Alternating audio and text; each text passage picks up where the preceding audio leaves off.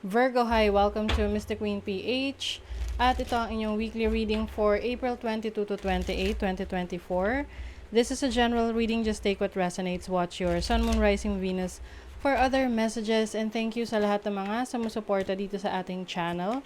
Just a reminder, gamitin nyo lamang ang reading na to bilang gabay. Pa-follow, like na lang ng ating Facebook at TikTok. Lahat po yan Mystic Queen PH. Like, share, subscribe, turn on post notifications para lagi kayong updated sa ating mga readings. And if you're interested in private readings, meron tayong link sa description at sa pinned comment. Paki-check nyo na lang.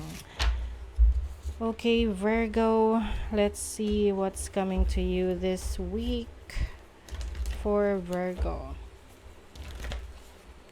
Okay, you have Gemini, cross-pollinate. So, you will be going out, no? Meeting new friends, connections. You will be talking to a lot of people. Maaring meron ka mga aasikasuhin ngayon. May mga short distance travel for some of you. You also have the North Node, which is about your future. So, I think itong mga ayusin na asikasuhin nyo ay related sa mga plano nyo para sa future ninyo. Okay? You also have Chiron, healing from your past, healing from your pain in the past. So, yung iba, pwede itong physical healing, kung meron kayong, nagkasakit kayo lately, no? So, you are continuously healing, you are focusing on taking care of yourself, mas inaalagaan mo yung sarili mo ngayon. And, maaring meron ka rin nile-let go na past para makapag-focus ka na sa future mo. 'Di ba? Ganun 'yan eh. Kasi kung you are still holding on sa past, hindi ka makaka-move on. Masastuck ka sa present moment. And hindi mo na mapaplano yung future mo. But for you, you are focusing on your future, you're healing from your past, and you are now ready to be in alignment sa iyong sa iyong destiny, sa iyong life's purpose. Your overall energy is the Page of Swords. So, learning, yung iba sa inyo pwedeng nagsisimula kayo ng isang negosyo or project online business, or online career. Pwedeng may kinalaman sa teaching, pagtuturo, no? Online teaching or online nagbebenta ng mga courses online. You are really focused on your goals, your dreams. Talagang iba sa inyo nag-aaral. Yung pag-aaral naman hindi lang sa bahay, hindi lang yan sa school, no? Pwede rin yan sa bahay, online, lahat na available na kasi lahat ng information, no? Online. Hindi gaya dati pupunta ka pa sa library, 'di ba? Para mag-research. So, your challenge is the Ace of Swords and the King of Cups. Maaring merong person sa buhay mo na medyo nag-aalangan ka pa na mag-reach out sa kanya. Especially if you are, meron kang issue with your father or a father figure in your life. Na meron kayong kailangang ayusin na naging problema ninyo, pwedeng hindi kayo nag-uusap. But I feel like someone is going to reach out sa'yo. Pwedeng siya magre-reach out sa'yo or ikaw. So, kailangan maging open ka sa communication, conversation. Para at least kung ano man yung mga naging problema nyo in the past, kumbaga, hindi naman sa kakalimutan, but ma-overcome nyo na. Yung tipong mag-move on ka na from that, no? Lalo na yung mga nagka-problema sa tatay, no? Sa kanilang parents, specifically tatay. Yung iba naman, pwedeng hindi to parents, pwedeng isang tao na naging very close sa'yo before, tapos, nagkaroon ng gap sa inyo, hindi na kayo nag-uusap, dahil sa naging problema ninyo before, but I feel like, maaring ikaw to maaring ikaw yung gusto mong magpatuloy na sa paghihilom, no? So, part of your healing process is to face, no, harapin yung mga naging dahilan ng iyong pain. Pwedeng isang tao na dinisappoint ka sa buhay, no, can be a romantic partner. So, let's see your opportunity. You have the Five of Swords and the Temperance. So, I think ngayon, hindi ka na masyadong magiging yung may initin ng ulo. Kung mainitin ang ulo mo, medyo magli-lay low ka ngayon. You will be focusing on meditation, mas lalo mong, ah, kumbaga, i-manage ang iyong temper. And you also have the opportunity to be more aware, no, sa mga intentions ng ibang tao sa'yo. Oo, kasi minsan mabilis ka magtiwala, mabilis ka maniwala sa mga sinasabi nila.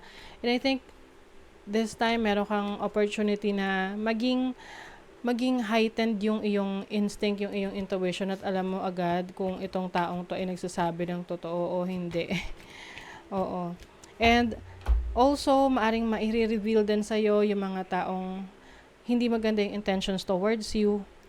And para sa'yo, hindi mo na gagawing big deal yon. Para sa'yo, iiwasan mo na lang sila. Mm-mm. Your blessing is the Two of Swords and the King of Wands. So, kung merong na-delay na travel opportunities sa inyo before, so ngayon, matutuloy na yan, finally. Wala nang drawing. Marami naman kasing reason kaya na-delay yung mga travels. Pwedeng sa papers, availability, and so on. So, for some of you, finally, matutuloy na yan. Yung iba sa inyo, kung meron kayong mga plano or project pagdating sa business, ito ay blessing na sa inyo dahil finally, no, yung aberya maaayos na, magtutuloy-tuloy na. So, you can now focus on your future. You can now focus on your destination. Ayan. So, let's see your energy for money, career, finances. You have the King of Pentacles. O, diba? Ang ganda. King of Pentacles is someone na established na sa buhay pagdating sa kanyang career, trabaho, business.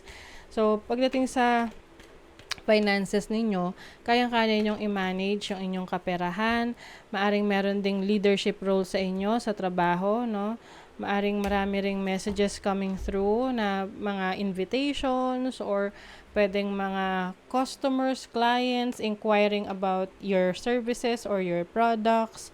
So, mas maganda yung pasok ng pera para sa inyo this week. Lalo na kung meron kayong negosyo. And maaari ring merong makikipag-partner sa inyo or makikipag-collaborate para magkaroon kayo ng extra income. Sa love life naman, you have the Empress and the Nine of Wands. Okay, so sa love life, maaring meron kayong, mas magpo-focus kayo sa inyong sarili, mas aalagaan nyo yung inyong kalusugan. Because the Empress represents the planet of Venus, which is love, beauty, and money. So, I think, ito na yung time na pagkakagastosan nyo naman yung sarili nyo para sa ikauunlad ng inyong sarili, no? Yung tipong gagastos ka para sa glow up mo, beautification, maari ring mas magiging attractive ka sa iyong partner. So, if you are in a relationship right now.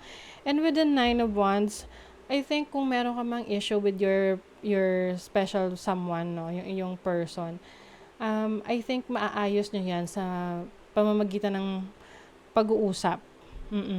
And pareho kayo nag-hold on sa relationship na to.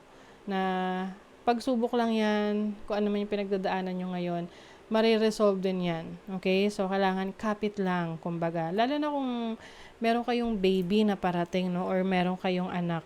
But if you are single, yung iba sa inyo, iiwas sa relationship.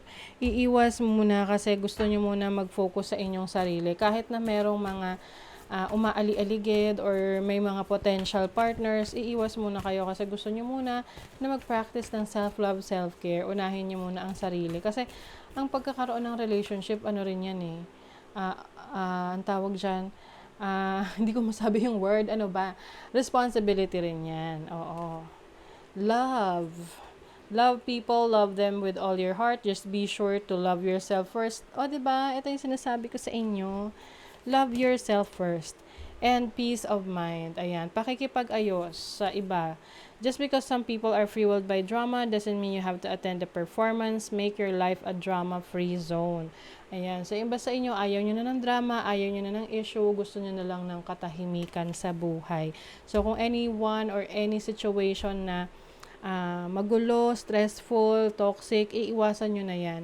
At kung meron kayong control para maayos yon, kayo mismo ang magre-reach out para magkaroon na ng healing between the two parties, okay? So, that is your reading, Virgo. Thank you so much. Bye!